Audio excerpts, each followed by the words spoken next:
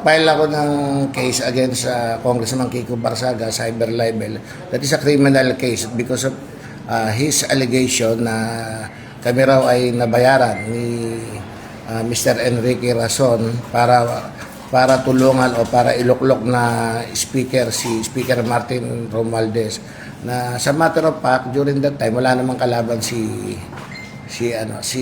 Speaker Martin Romualdez. So minarapat ko kasi kung hindi niyo po alam, during the ethics complaint that the NUP filed, I think more than a month ago, ako rin yung nag-cross-examine sa kanya. Dalawa kami nag-cross-examine sa kanya at na-cross-examine din kami together with Congressman Dasa. Kaya siya na suspended for 60 days. So, pero ngayon, medyo grabe na rin na inaccuse niya kami yung NUP na tumanggap ng bribe from Mr. Enrique Rason, in which mukhang hindi maganda.